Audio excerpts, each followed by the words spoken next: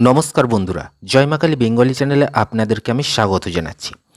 আজকের ভিডিওটি একদম প্রথম থেকে শেষ পর্যন্ত মন দিয়ে দেখবেন এবং শুনবেন, কেননা আজ আমি আপনাদের পাগলা কুকুরের বিষ নামানোর মন্ত্র এবং প্রয়োগ সম্পর্কে বলবো। অর্থাৎ যদি কোনো ব্যক্তিকে পাগলা কুকুরে কামড়ে দিয়েছে বা দংশন করেছে, তো তার নিশ্চয়ই বিষ লাগবে। সেই পাগলা কুকুরের র্যাবিস বিষ থাকে, তো সেই জলাতঙ্ক বা র্যাবিস যে ভাইরাসটি, সেই বিষটা কিন্তু সেই ব্যক্তির লেগে যাবে, যার ফলে কিন্তু ডাক্তারের কাছে ছুটতে হয়, ইঞ্জেকশন নিতে হয়, অ্যান্টি র্যাবিস ভ্যাকসিন নিতে হয়, কেননা সেই পাগলা কুকুরের বিষ মারাত্মক হয়ে থাকে।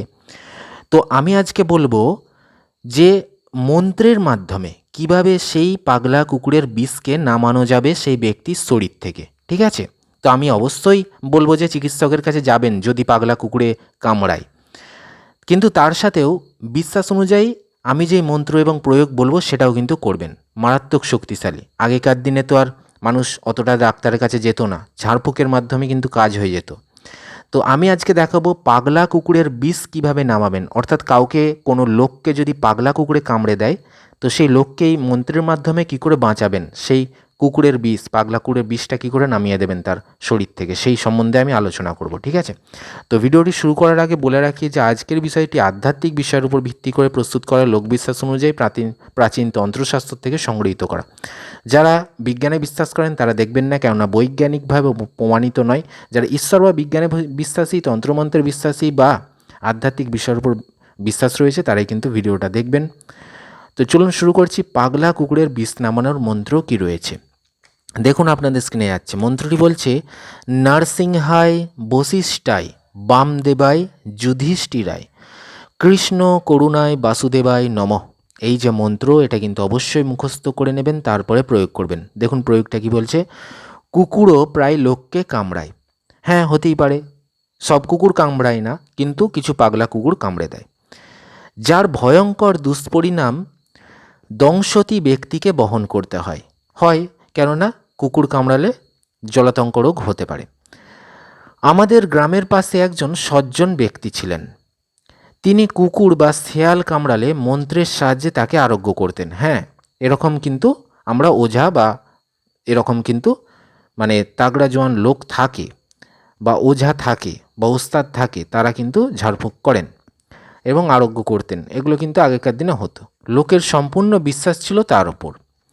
উপরোক্ত মন্ত্রে কিছু ছাই 7 বার অভিমন্ত্রিত করে দংশন স্থানে লাগাতে হবে। বোঝা গেল? তাহলে আপনাকে ছাই নিতে হবে। কিসের ছাই? দেখবেন কাঠকয়লার ছাই হতে পারে, উনুনের ছাই হতে পারে, উনুনে যারা রান্না করেন সেই ছাই। তো আপনাকে ছাই নিতে হবে, ঠিক আছে? কাঠকয়লার ছাই বা দেখবেন শ্মশানের ছাইও অনেকে করে, শ্মশানের ছাই দিয়ে। তো সেরকম ছাই নিতে হবে 1 মুঠো। ছাইটা নিয়ে সেই ছায়াতে অভিমন্ত্রিত করবেন। সবটাই কিন্তু স্নান করে শুদ্ধ বস্ত্র পরে করতে হবে। এবার ওই ছাইটাই কীভাবে অভিমন্ত্রিত করবেন? একবার করে মন্ত্র, একটি করে ফুঁ ছায়ের উপরে আস্তে করে, একবার করে মন্ত্র, একটি করে ফুঁ, এইরকমভাবে 7 বার 7 টাইমস অভিমন্ত্রিত করবেন ওই ছাইটাকে। এইভাবে নিয়মিত 7 দিন লাগালে কুকুরের বিষ নষ্ট হয়। কোথায় লাগাবেন? যেইখানটায় ওই ছাইটা কোথায় লাগাবেন? যেইখানটায় মানুষটির কুকুরে কামড়ে দিয়েছে, ঠিক আছে? মানে সেই ব্যক্তির যেই বডি, যে শরীরের স্থানে কুকুরটি দংশন করেছে, কামড়েছে, সেই স্থানে ওই ছাইটাকে লাগাতে হবে, মন্ত্রপুত ছাই। এইভাবে কতদিন করতে বলেছে? 7 দিন নিয়মিত করতে হবে, ঠিক আছে? একদম একদিনও মিস দেওয়া চলবে না। 7 দিন কিন্তু ওই কুকুর যেখানটা কামড়েছে ওই স্থানে ওই মন্ত্রপুত ছাই কিন্তু লাগাতে হবে। একদিন লাগালেন, আবার দ্বিতীয় দিন আবার আপনি ছাই নেবেন, আবার মন্ত্রপুত করে আবার লাগাবেন, আবার তৃতীয় দিন আবার ছাই নেবেন, আবার মন্ত্রপুত করে আবার লাগাবেন। এইভাবে কিন্তু 7 দিন লাগাতে হবে। প্রথমে যে কোনো মঙ্গলবার বা শনিবার শুভ সময়ে উক্ত মন্ত্র 1008 বার জপ করে সিদ্ধ করতে হবে। কি বলেছে? প্রথমে আপনাকে কিন্তু মন্ত্রটা সিদ্ধ করতে হবে। প্রথমেই কিন্তু আপনি প্রয়োগ করতে পারবেন না, আপনাকে আগে সিদ্ধ করতে হবে। মঙ্গলবার বা শনিবার শুভ সময়ে দেখে, রাতের বেলাও করতে পারেন। স্নান করে শুদ্ধ বস্ত্র পরে আপনি আসন পেতে বসে 1008 বার জপ করে নিলে মন্ত্রটি কিন্তু সিদ্ধ হয়ে গেল। সিদ্ধ হয়ে যাওয়ার পরে কিন্তু আপনি মন্ত্রের প্রয়োগটি কিন্তু করতে পারবেন, ঠিক আছে? এটা ছিল প্রাচীন একটা টোটকা, একটা কবিরাজি বা ওস্তাদি একটা বিদ্যা, ঠিক আছে? অবশ্যই আপনার বিশ্বাসের উপর বিষয়, আপনি বিশ্বাস করে করতেও পারেন, নাও পারেন। কিন্তু আমি সবসময় বলবো যে পাগলা কুকুরে কামড়ালে অবশ্যই চিকিৎসকের কাছে যাবেন, কিন্তু সাথে সাথে এই মন্ত্রের প্রয়োগও কিন্তু করবেন, ঠিক আছে? অবশ্যই একটা লাইক দেবেন, চ্যানেলটি সাবস্ক্রাইব করবেন, আর 50 জনকে শেয়ার করে কাজটি করবেন, তবেই গুরু অনুমতি পাচ্ছেন। আর এই চ্যানেলে বহু ভিডিও রয়েছে, দেখতে থাকুন। ধন্যবাদ।